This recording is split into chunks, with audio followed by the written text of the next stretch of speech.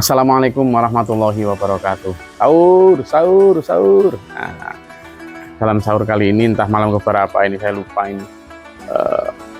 Ada satu hadis yang luar biasa memberi kita insight dulu untuk jadi pedoman kita. Jadi Rasulullah Muhammad SAW menyatakan bahwa tiap-tiap nabi, kata beliau, yang datang diutus sebelumku itu mempunyai pengikut masing-masing. Sahabat-sahabat terpilih lah yang setia, yang berpegang teguh pada ajaran nabinya, dan dia bekerja atau beramal itu sesuai contoh nabinya persis. Kemudian setelah itu silam, masa itu silam, lalu disambung dengan generasi yang hanya pandai tapi tidak bekerja, artinya tidak mengamalkan ajaran, atau dia mengamalkan ajaran tapi tidak menuruti pedoman-pedoman nabinya. Jadi menurut tafsirnya masing-masing gitu, dan dia merasa masih menuruti pedomannya, tapi padahal di mata Allah tidak. Barang siapa, kata Nabi, menentang kaum ini, faman jahadahu biyadihi, menentang kaum itu dengan kekuatan atau kekuasaannya, bahwa mukmin, dia mukmin. Faman jahadahu bilisanihi, lalu menentang kaum itu dengan lisan, dakwah bilisan, bahwa mukmin. Faman jahadahu biqalbihi, dan siapa yang menentang dengan lisan karena kekuatan tidak punya, lisan juga tidak mampu, maka dengan hati menyingkir dari itu, tidak ikut itu, bahwa mukmin, kalian tetap mukmin. Tapi kata Nabi, walaysa wara'a dzalika minal iman faqad khatar. Tapi kalau dengan kekuatan juga enggak, dengan lisan juga enggak, dengan hati juga tidak, berarti tidak ada iman meskipun sebesar dzarrah. Nah, kekuatan iman atau bukti iman itu dilihat, diukur dari seberapa kita bersikap ketika ada kemungkaran dulu. Ketika ada kemungkaran. Ini menjadi menarik ketika Nabi SAW juga bersabda tadi sesuai itu. Nanti itu di akhir zaman, kata Nabi, itu ada semacam, di sana ada orang hebat, mulia, beriman, lalu didatangi. Nah, ternyata hanya viralnya saja, tapi kosong dari pengamalan. Lalu di satu daerah sana ada sosok yang hebat, itu diceritakan dalam hadis. Nanti itu adalah orang yang mulia, beriman, soleh. Begitu didatangi, dibuktikan, ternyata jauh dari pengamalan nabinya. Nah, akhirnya apa Nabi? Wes nggak bahas, sekarang susah nyari orang yang benar. Pokoknya dia benar-benar lebih taat kepada Allah dan Rasulnya daripada apapun, berarti dia orang yang benar. Tapi kalau dia lebih taat atau lebih mengikuti khalayak umum, ya toh, ukurannya adalah itu, berarti dia bukan orang yang benar.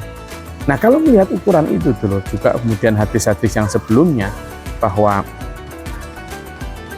betapa kerusakan itu sudah melanda umat ini sekarang, yang kemarin saya bahas dalam kultum maupun teman sahur juga, dalam beberapa pertemuan sebelumnya, bahwa kerusakan ini sudah menjadi niscaya. Apa itu maksudnya? Sudah nyata, baik secara akli maupun fakta maupun nakli. Gitu. Lalu kalau gimana kita? Itu tadi dikasih. Kita harus benar-benar melawan itu dengan kekuatan yang kita miliki atau dengan lisan sekurangnya. Dan yang paling bisa kita lakukan adalah mungkin pertama dari ku anfusakum, diri kita sendiri, wa ahlikum, lalu keluarga kita, baru kemudian masyarakat. Ku anfusakum wa ahlikum naro. Itu. Nah, tetapi dalam konteks itu kita kemudian memang banyak berlawanan dengan mainstream. Sesuatu yang sifatnya benar-benar harus kalau waman jahadahu biqalbi tadi, yang dengan hati itu kan seperti misalnya Ashabul Kahfi itu ya. Ashabul Kahfi itu kan benar-benar mengekang diri, lari dari kefasikan itu lalu digoa. Nah, sekarang kan kita tidak mungkin bergoa, tapi kita tetap harus memenjarakan diri di dalam keramaian, di dalam khalayak ini. Nah, ada satu hadis Nabi SAW yang berbunyi gini, Bismillahirrahmanirrahim, ad-dunya sijnul mu'minin wa jannatul kafirin. Dunia itu sijin, adalah penjara bagi orang beriman, wa jannatul kafirin, dan surga bagi orang-orang kafir. Surga dalam makna kebebasan, sementara sijin atau penjara dalam makna ketidakbebasan. Ini sangat nyambung dengan Al-Quran, bahwa wa atharul a'udzubillahi minasyaitonir rajim wa atharul hayatad dunya fa innal jahima yal ma'wa. Gitu kan? Barang siapa yang memperturutkan keinginan-keinginan duniawi, maka neraka jahimlah tempatnya itu. Tapi fa'amma man khaufa maqama rabbi wa nahan nafsa 'anil hawa, fa'amma man khaufa rabbi, gitu kan?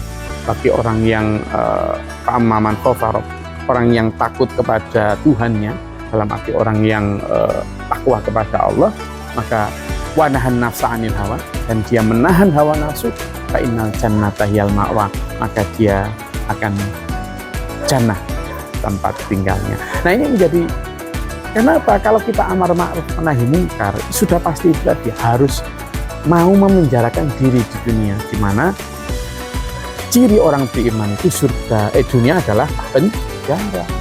Sementara bagi orang kafir, dunia itu justru surga dan kebebasan. Nah, terkait dengan puasa dulu, sebentar lagi kita puasa. Nah, kemudian nanti sore paginya kita buka. Itu seperti gini dulu. Season itu kita menahan diri nih, nanti sesiangan tidak makan, tidak minum, ada segala macam godaan, kita tetap tidak makan. Itu menahan diri untuk kemudian apa? Pada saat Allah kita buka. Nah, menahan diri melalui season bagi orang beriman di dunia ini. Buat orang beriman, kemauan itu ada, keinginan itu ada untuk ikut berlomba segala macam kebebasan itu, tapi dia merasa bahwa ini adalah season, aku harus memenjarakan diri. Bukaku puasanya nanti ketika kita panggil Allah, ya ayyatuhan nafsul mutmainnah irji'i ila rabbiki radiyatan mardiyah fadkhuli fi ibadi wadkhuli jannati. Ketika dipanggil Allah, hei orang-orang yang sabar, hei orang-orang yang di dunia menahan diri, mutmainnah, sini masuk surga. Nah, sehingga apa? Buat orang beriman dulu, kematian itu adalah akbarul hadiah, hadiah paling tinggi, karena seperti dibukakan pintu penjara sudah. Siapa orang dari penjara yang nggak pengen keluar segera?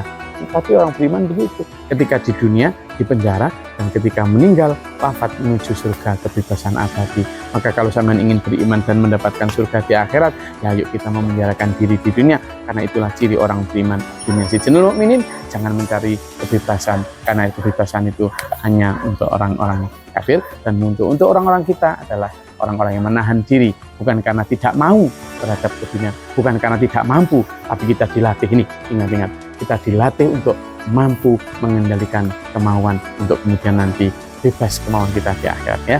Mudah-mudahan bermanfaat. Semoga puasa kita diterima Allah. Bila taufiq wal hidayah. Wassalamualaikum warahmatullahi wabarakatuh.